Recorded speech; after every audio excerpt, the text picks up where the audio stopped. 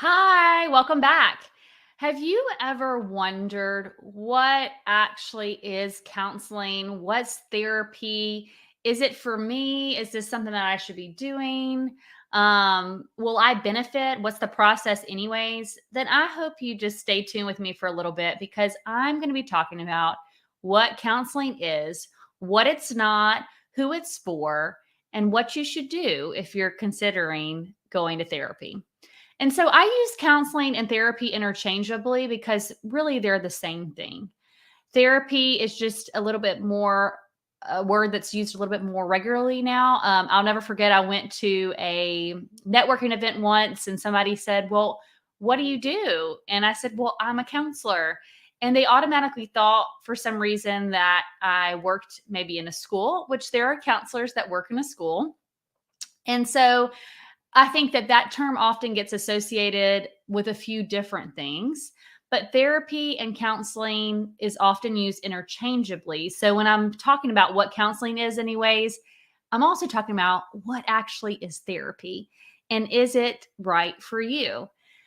And so I want to dive into it a little bit because I think there's often people that have never been to counseling before often wonder like, is this for somebody that is like really, really struggling? Or maybe I'm just struggling a little bit. Is it still going to be something that could be beneficial for me? And so if you've ever wondered if it's for you, don't worry, you're not alone. This is what something a lot of people think and they ask. And counseling, really, believe it or not, is not for a particular type of person. It really can be for anyone. And it's not something new, even though more awareness of mental health and mental health challenges is becoming more and more seen in the media. It's being talked about more. People that go to therapy are starting to share their experiences of how it really has helped shape their mindset, help them learn how to manage really challenging emotions, has improved their relationships. And I have seen firsthand as a therapist for over a decade how transformative this work can be for an individual. We talk about physical health a lot, and we all know that if you're sick, where do you go? You go to the doctor, and the doctor is going to say, or try to figure out by asking you questions, running some tests, what's actually wrong, maybe with you physically. And then they say, okay, here's what I'm seeing. Here's what my recommendation is for some medicine you should take, or some things you should do, or maybe a surgery that you need, or someone you need to go talk to find out a little bit more information about what's going on. But you go and say, I need help. I'm hurting. What are the possible, you know, I guess interventions or treatments for me not to hurt anymore? Well, our mental health is the same way, and we all are going to go through life challenges. I have not met one single person who has gotten through life without a challenge. If that is you and you're listening right now, please send me a message because I just kind of want to know what your life has been like that you've had no challenges, but we've all go through challenging times in our life. And sometimes our mind plays tricks on us, essentially. Sometimes it makes us believe things that maybe are not 100% based in truth. Sometimes our feelings deceive us because we want to feel good, but we don't. Sometimes we feel anxious for no apparent reason, and we feel like we're going to crawl out of our skin. And even in our relationships, we may have relationships where we've struggled with a long time and it doesn't seem to get better. And we just need a mediator or somebody to kind of come in and help us. Emotional wellness is a part of physical wellness.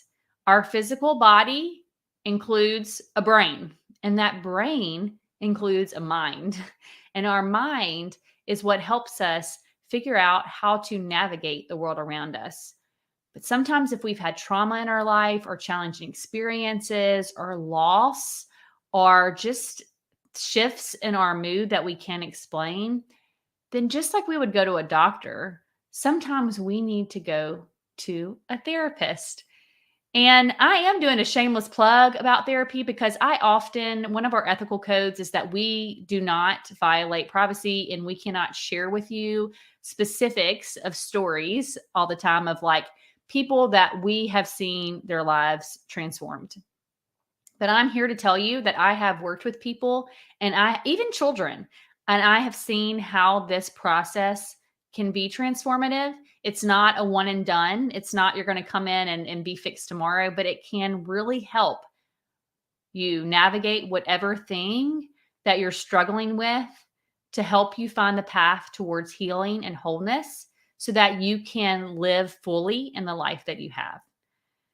I think about the history of counseling, and even in the olden days, if you want to call it, there was often someone in a community or village who was a designated go-to person.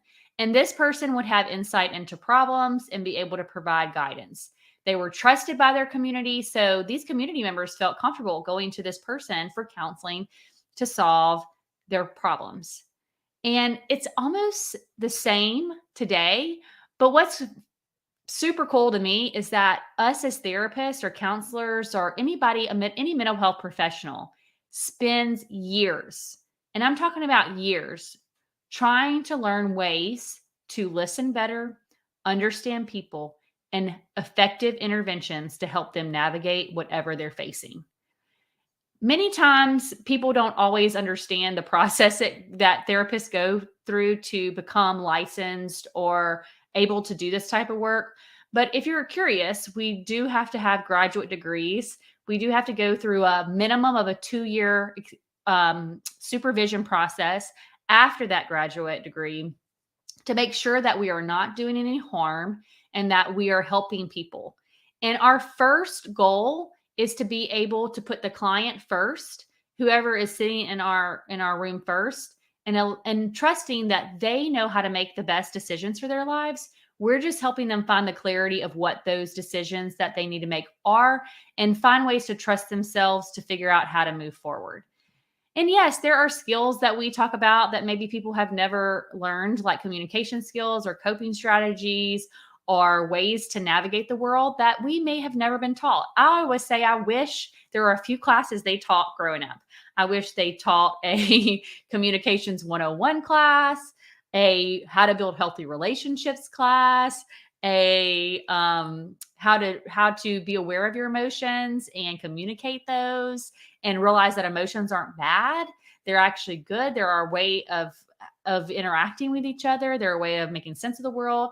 But how do we not repress them? How do we accept those? And how do we manage sometimes our mind when it's going 1,000 directions? How do we find ways to understand that our mind is unique? And how do we navigate sometimes the challenges that brings?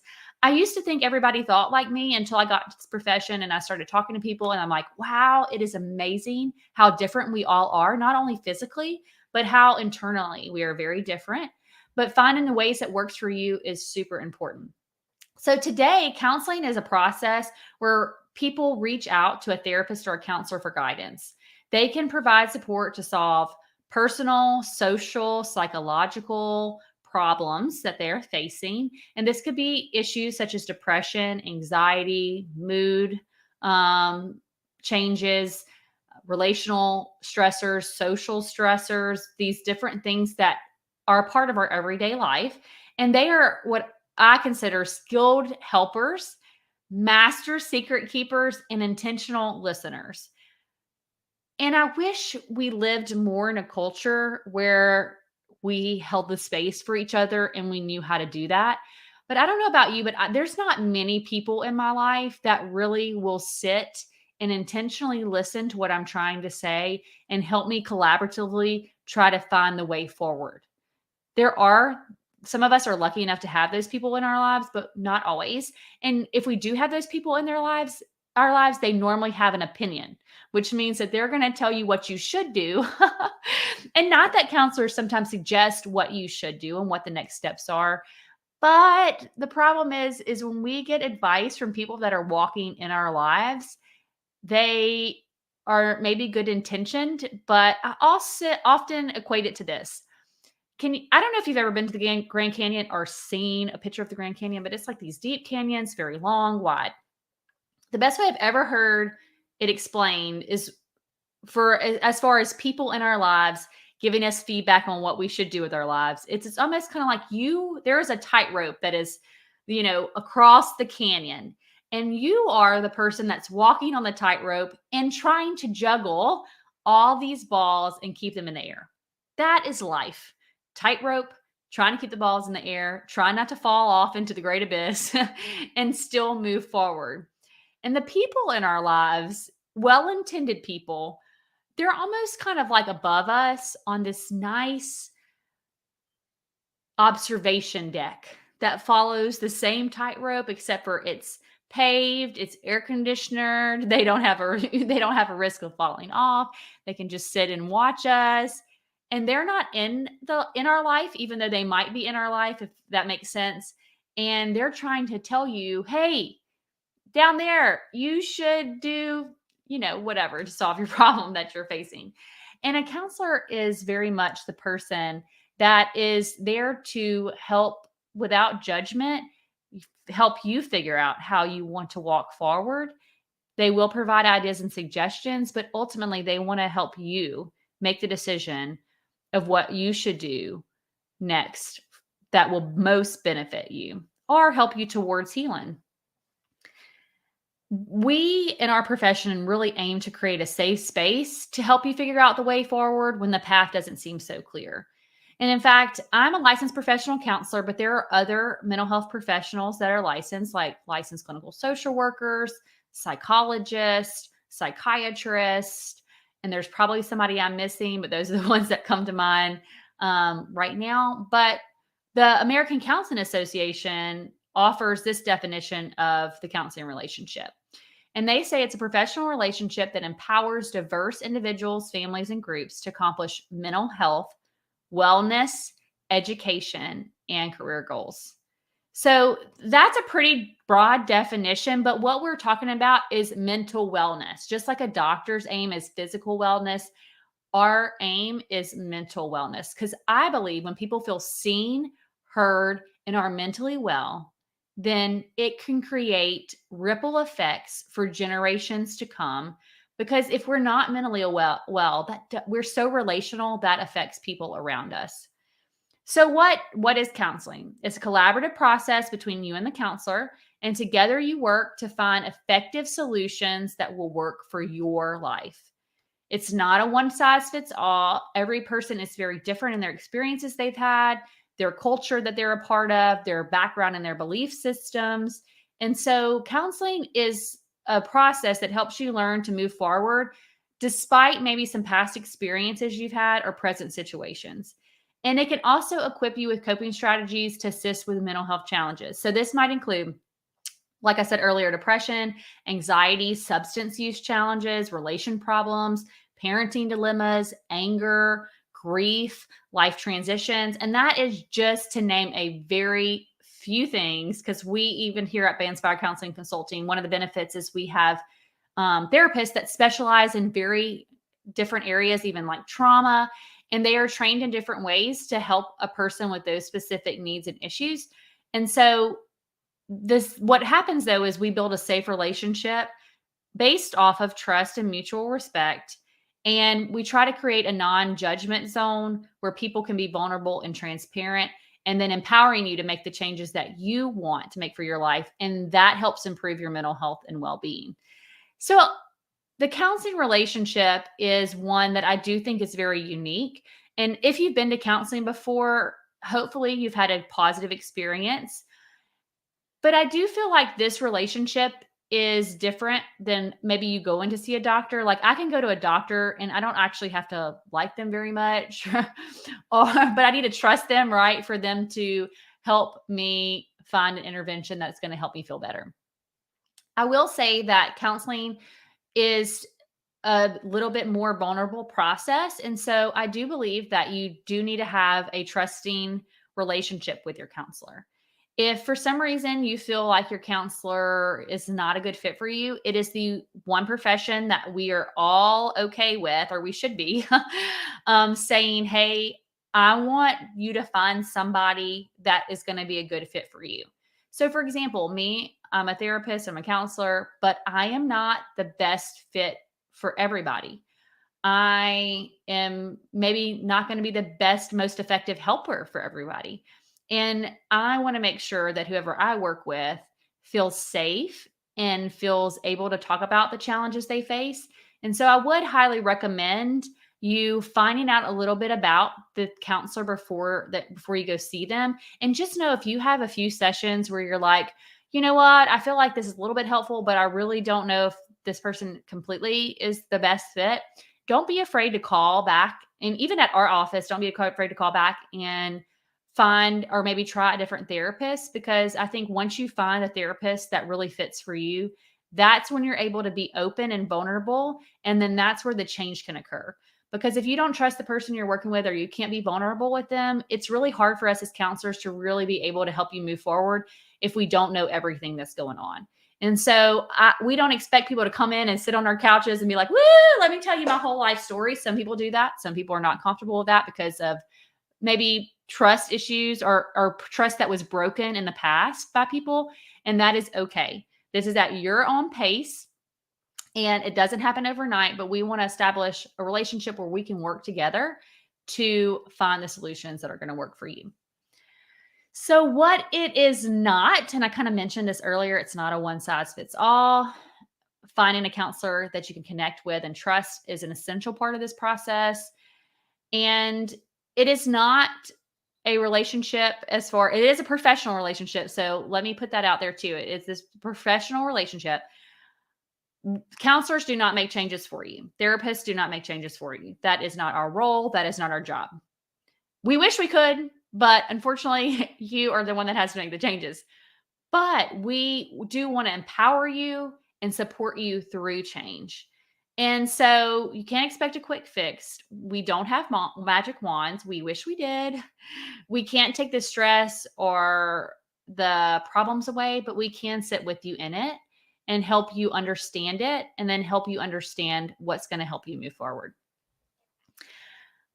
I said this earlier, but I'm just going to rehash it before I wrap up today. I believe in counseling and therapy because I have seen the tremendous impact it has made on people's life. Okay. You may be at a place where you feel overwhelmed or experiencing feelings of dissatisfaction in your life or relationships. And if you're there, or even if you have a child that you're like, oh, their behavior has changed, I just don't know what to do. I'm questioning myself as a parent. I don't know how to help them. Then seek help, seek professional help. If you come to counseling and you meet with a counselor and they are like, hey, we don't feel like you need this, they will tell you. So if you're like, I feel like I need counseling, but I don't know to what degree, if you just come in, then we're going to work with you to develop a plan that feels good for you. And if we feel that you're in a good place and you may not necessarily benefit from our services, we're going to let you know that too. Because we're not always the best help for everybody. Sometimes people need more intensive services than we offer, and we're going to direct you to that person, or someone or may have a different insurance than we offer, and we want to connect you with somebody who does take that. Or maybe you feel like there's a specialty that we don't have within our organization that somebody else does. We want to get you to that person. So when in doubt, I always tell people, like, give us a call, come in, try it. And then if it's not good for you right now, or you're not ready, that's okay. There's no judgment here. We just want to be able for you to get the help you need, because we found that when people get the help they need, they can then thrive in their life. And I just kind of wanted to share this with you too, because I think this is something that's unique to who we are at Be Inspired Counseling and Consulting. But we were created out of a passion really to inspire hope for change. And that change is possible for anybody. And we've seen firsthand how a safe, supportive space with a helping professional can be transformative. We've seen anxious individuals find peace, conflicting relationships restored, emotionally distraught children learn ways to express their emotions in healthy ways, and grieving loved ones find hope again. We have seen generational narratives and patterns change for the better. Unconfident, self-doubting individuals embrace life and take risk. Those struggling with depressions feel happier and more reconnected with life. And despite the challenges we have seen people face, we've had the honor and privilege of witnessing the way therapy changes lives. And that's why we do what we do and love what we do. Asking for help in any area of your life can be hard. I'm not even going to sugarcoat that. Asking for help is probably one of the hardest things and the toughest steps that you're going to take. Sometimes people get really anxious about just walking in our front door. And if that's you and that's what's held you back from seeking help, just know we will walk you into the door until you get into the couch. We will help you get there, because that is a normal feeling when you know that you're about to go make a big step towards getting the help you need to change your life. Many of us have been taught that if you can do something by yourself, you should do it yourself. But we have found that getting help is often the first step towards living fully. And the truth is that we were never supposed to do things alone.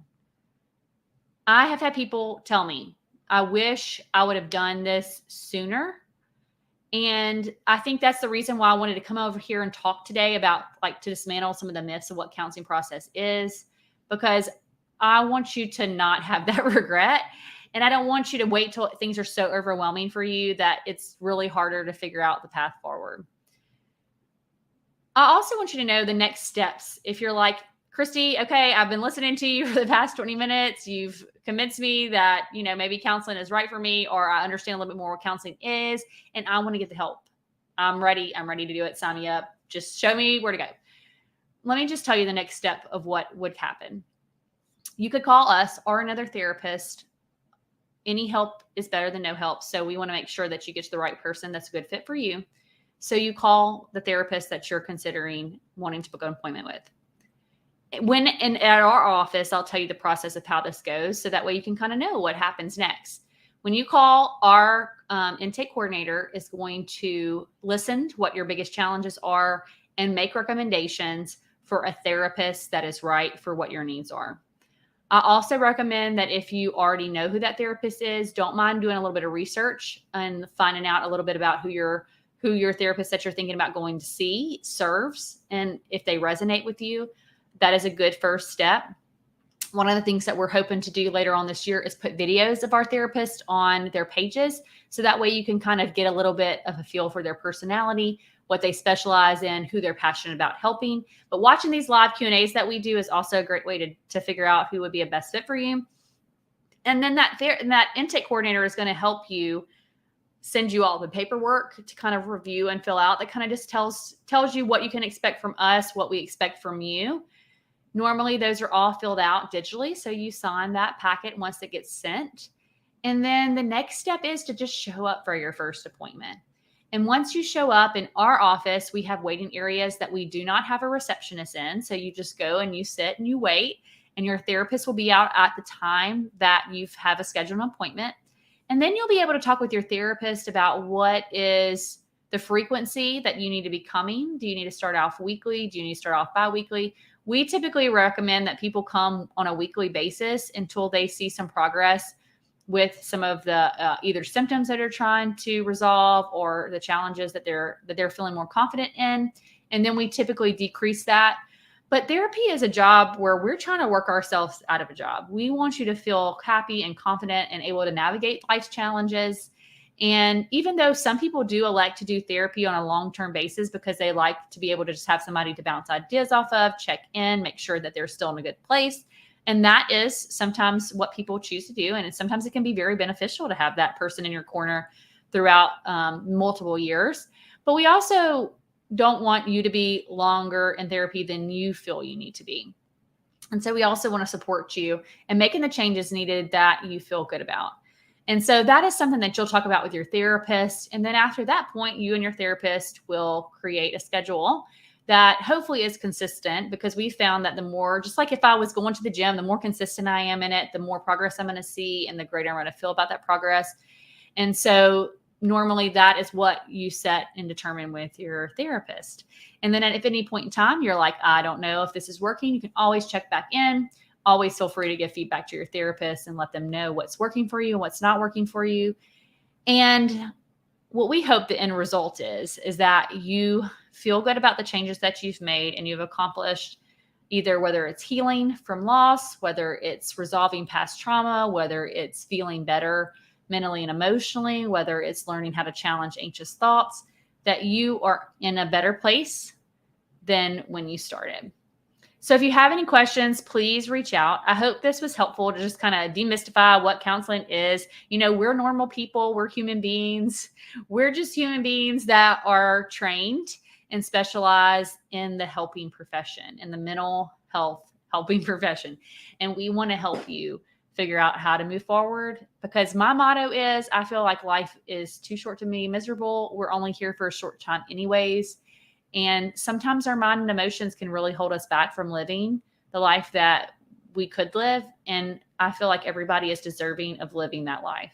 And we want to help you figure it out, the path forward. So give us a call, reach out, ask us any questions. We're here to help and answer anything. And if we're not the help for you, we want to help you find the help that you need, so that way you can move forward and live fully. Thanks for listening, guys. Feel free to reach out if you have anything that you want to ask or that I didn't clarify. But that's a little bit about what counseling is.